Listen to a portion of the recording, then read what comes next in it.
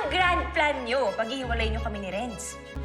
Kapal ng mukha mo. Obsessed ka na sa kanya eh! Masaya si Christina nang dumating si Matt sa bahay kung saan siya nag-i-stay na agad patakbo niyang sinalubong sabay niyakap siya. Tinanong niya agad kung susunduin na siya pero giniit naman ni Matt na may mga naiwan siyang gamit sa bahay niya sabay turo sa 2 maletang gamit niya kaya nagmakaawa si Christina sabay sinabi niyang pinuntahan pa niya si Rose para humingi siya ng tawad na paulit-ulit siyang humingi ng sorry kay Matt sabay hiniling na patawarin na siya dahil gusto na niyang umuwi sabay sinabing alang-alang kay Gwen kaya sinabihan siya ni Matt na ginagamit na niya si Gwen na kinailan naman ni Christina.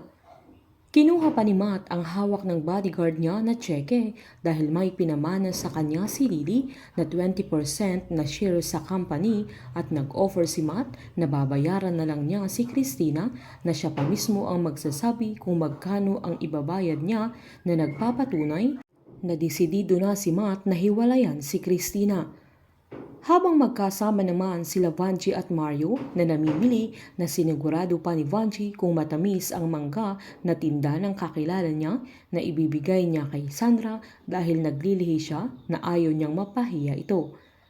Tinanong naman siya ng tindera na kung matutuloy na ang kasal nila Renz at Sandra na sinabi naman ni Vanjie na abangan na lang nila dahil ayaw niyang pangunahan dahil baka hindi na naman matuloy na sobrang nahirapan si Renz sa sitwasyon sabay sinabi niyang gusto niyang magkaroon ng masayang buhay ang anak niya para magkaroon din sila ng magandang buhay ni Mario na agad namang sinabi ng asawa niya na umaasa talaga si Vanjie na mangyayari pa yun sabay umalis na siya agad habang hinabol naman siya ni Vanjie.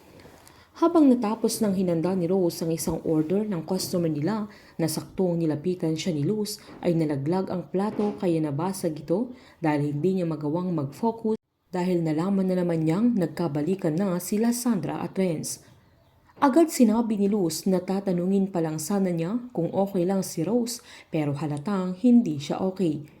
Giniit ni Rose na ilang beses na niyang nasaktan si Sandra at ilang beses na niyang napabayaan na gusto niyang gumawa ng paraan pero wala siyang kalaban-laban lalo't bulag na si Sandra sa pagmamahal niya kay Renz na mas pinapahalagan niya ang binata kaysa sa kanya na mismong ina niya. Pinaalala naman ni Luz na si Rose noon ang nag-advise sa kanya na hindi napapagod at hindi sumusuko ang puso sabay sinabing hindi mauubusan si Rose ng pagmamahal para kay Sandra sabay sinabing paano kung talagang nag-move on na si Renz dahil pwede namang magbago ang isang tao. Habang kinuha naman ni Vanjie ang mga dala ni Mario na pinamili nila sabay sinabing baka atakihin na naman siya na ayaw na niya ng problema lalo't medyo may pag-asa nang magiging maganda na ang buhay nila kapag natuloy ang kasal ni Renz at Sandra dahil damay sila kapag nagkataon. Galit na sinabi ni Mario na mukhang pera talaga si Vanjie na yun lang ang mahalaga sa kanya sa likod ng madaming taong nasaktan dahil sa kagagawan ni Renz. Sinabihan naman ni Vanjie si Mario na napakakontrabida talaga niya sa buhay nilang mag-ina na puro negatibo ang mga iniisip niya na pinipilit niyang tanggapin na ni Mario ang lahat ng mga plano nila ni Renz. Habang naisip naman ni Rose na makipagkita kay Mario dahil alam niyang siya lang ang makakasagot sa mga katanungan niya dahil naalala niya noong pinagsabihan siya nito na siya pa rin ang mahal ni Renz pero hindi siya naniwala noon dahil ang buong akala niya ay totoo at talagang si Sandra na ang mahal ng binata. Sa pagkikita nila ay sinabi ni Rose na magsasama na ulit sila Sandra at Renz na magkakaanak na din sila sabay sinabing si Mario lang ang makakasagot sa mga tanong niya dahil siya ang magulang ng binata sabay pinaalala niyang nasabi noon ni Mario sa kanya na siya pa rin ang nasa puso ni Renz na totoo kayang si Sandra na ang mahal ni Renz ngayon.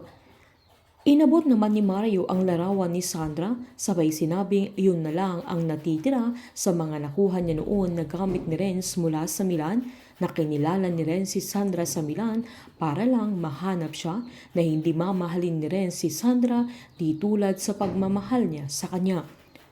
Dahil sa pagkikita nila Mario at Rose ay napatunayan ni Rose na nagpapanggap lang si Renz na nakikipagbalikan kay Sandra na ginagamit pa niya pati ang baby nila para patuloy siyang maging parte sa buhay ni Rose. Painit ng painit ang mga tagpo, sabay-sabay po nating subaybayan ang advance episode ng Unbreak My Heart dito po sa aking channel. Patuloy lamang po manood at mag-subscribe para ma-update po kayo sa mga susunod na episode. Marami pong salamat.